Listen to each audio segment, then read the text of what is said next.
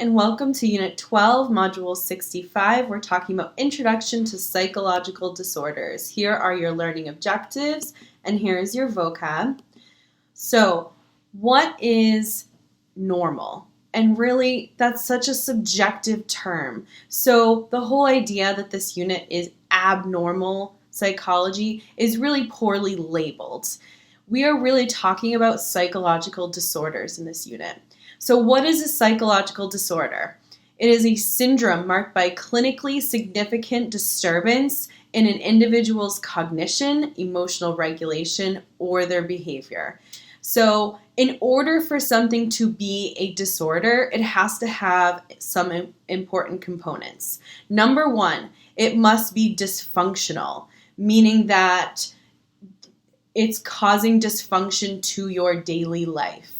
The behaviors are maladaptive, meaning it's interfering with work. People can't do their work or can't focus, can't go to work, school, family, social life, daily tasks that they need to get done around their house or with their money, any sort of thing that causes them a problem. They are maladaptive, meaning not adaptive. Or bad, right? Mal meaning bad. So it also must be distressful, so causing distress. And it must be clinically significant. And we'll get into what is clinically significant a little bit later. So one diagnosis that they use as kind of an example here is attention deficit hyperactivity disorder, or ADHD. And this is marked by the appearance by age 7 of one or more of the 3 key symptoms, which are extreme inattention, hyperactivity, and impulsivity. So 11% of Americans age 4 to 17 years old and 2.5% of adults. There are less diagnoses in adults because they used to think that this was a disorder that went away as you became an adult, but now they're realizing that really it just changes into more of the inattentive stuff, and less of the hyperactive. So is it overdiagnosed? This is the debate that you've probably heard around ADHD, and there are reasons to support that yes, it might be overdiagnosed, but also the idea that with more awareness of disorders, you're going to have an increase in diagnoses. It is genetic in its origins, and the treatment is behavioral methods to help the person figuring out which behavioral things can help the person stay on task and stay in their seats or whatever they're trying to do. And there's also medication that are stimulants such as Ritalin and Adderall. So let's go back to this broader picture of mental illness. So historically, mental illness has been treated very poorly. They would do all sorts of treatments and therapies to people who were mentally ill, putting holes in their skulls or putting them in ice baths or locking them away, strapping them down, doing all sorts of invasive surgeries, and just removing parts of their brain, parts of their body, all sorts of horrible things were done to people who were mentally ill to help them.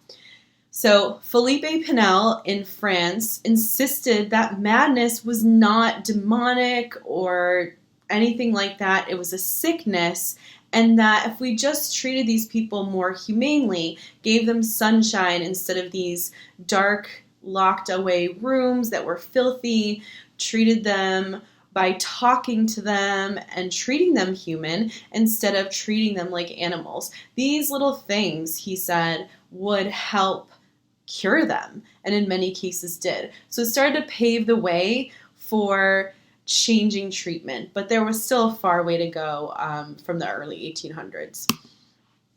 Next is the medical model. So this was an important advancement in mental illness and how we look at it, because this idea, the idea that mental health is medical, so relate it to like physical health, right? When we have something physically wrong, we go to a doctor and we get treatment. This is the idea for the medical model, but apply it to mental health. When we are mentally ill, we go to a doctor and we get treatment.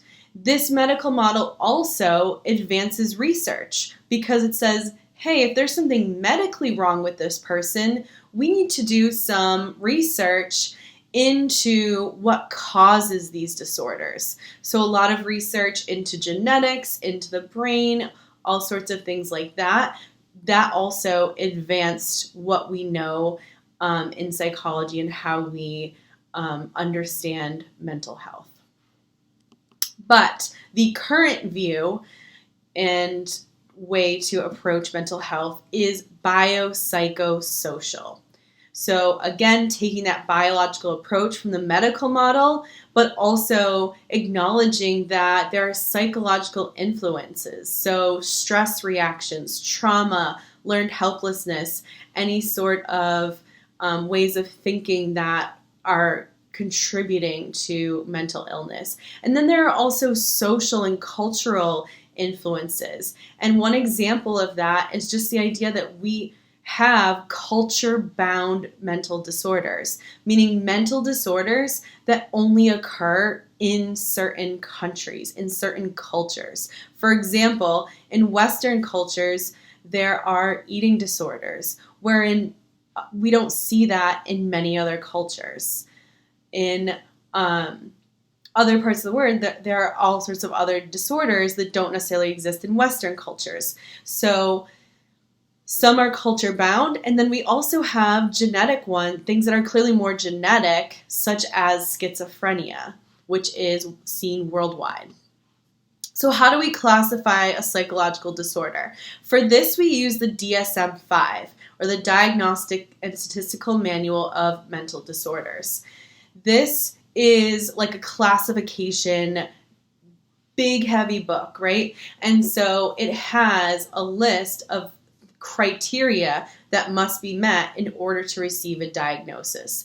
This is what so now all doctors have the same book, right? Where they can say, okay, if you've been diagnosed with this before, I know what that means because it's clearly stated in there in this guidebook that this is what depression is. So I can understand you better just by you saying, I've been diagnosed with depression.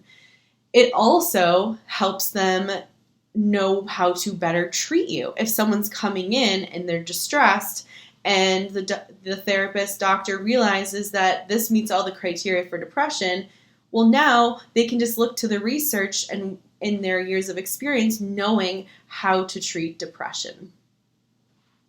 So there are changes every year. So not every year. With every new edition, they sometimes remove a diagnosis or they alter the criteria. So with new research, with the change in culture and time, we also change what is considered dysfunctional and distressful and maladaptive.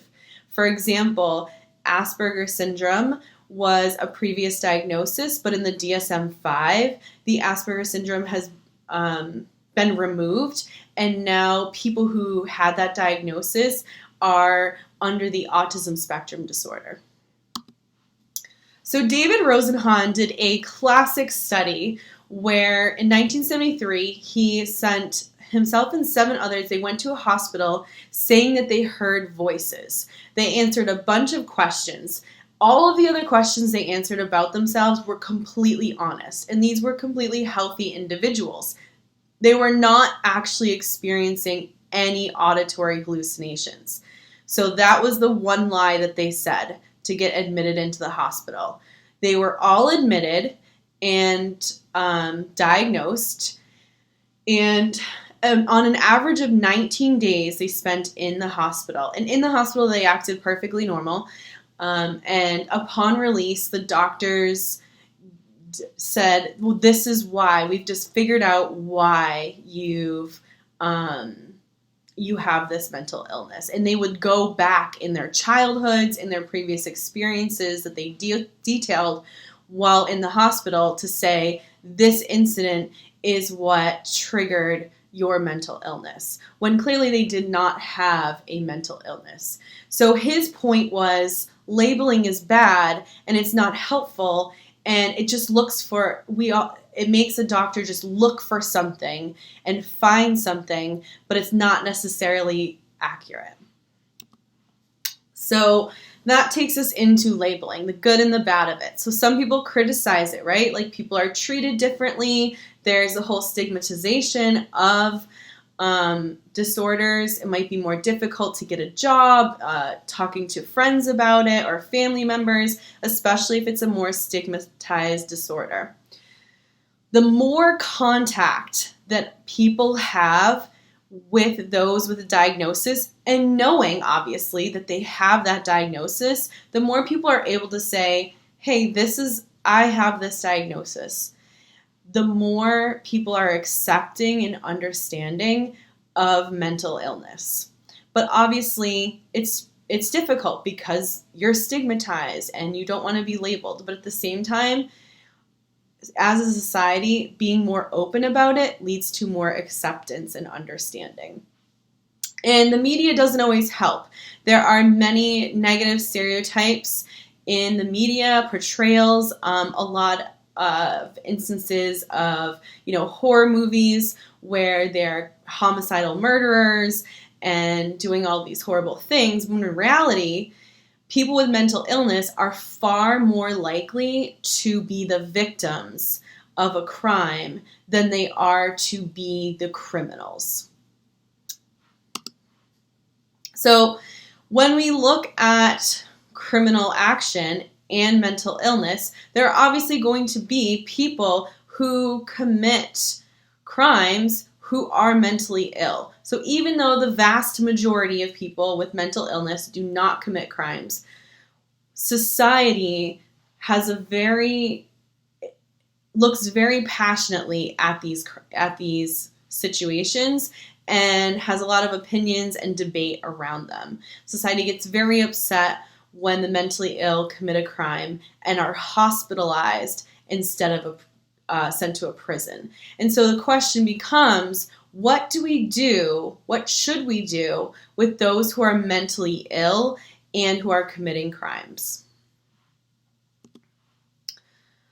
When we look at the rates of psychological disorders, the United States, as you can see, has the highest number of mental disorders that have been reported. Now, you can think about, and we can have a whole discussion about why that might be higher, right? Why would the United States have far more than Shanghai? And there's more than just the idea that, well, there's more diagnoses there, right? That's obviously, there's much more to it than that. 26% of adult Americans suffer from a mental disorder, according to the National Institute of Mental Health from 2008. So that's 1 in 4.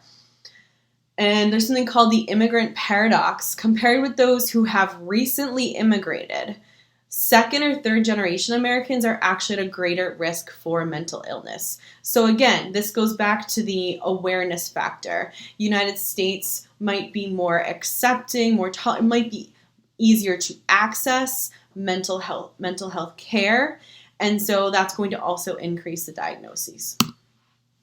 So risks and protective factors for mental disorders. I'm sure when you look at this chart, there are several of these things that you might recognize, such as exercising as a protective factor, or talking to family and friends, risk factors of medical illness or abuse, or any sort of physical complications would be risk factors. So usually mental illness comes out by early adulthood, so around age 24. It differs depending on the disorder. And something important to note, because it's a very stark difference, is that those who live in high poverty, so below the poverty lines, those are the most vulnerable and most likely to experience mental illness. So your takeaways: in order to be a disorder, it must be dysfunctional, meaning maladaptive, and distressful. It must meet the criteria for the DSM-5. Historically, we have really mistreated the mentally ill and actually made things worse for them than better. The medical model did a lot to help that, and that it is treatable and can be cured. The biopsychosocial approach, though, is the most current view of mental illness. Remember David Rosenhan's study where they went in completely healthy and they received a diagnosis, criticizing the whole idea of labeling itself. Society does debate how we should treat the mentally ill, and those in poverty experience much higher rates of mental illness. So that wraps up Module 65, and I will see you in class.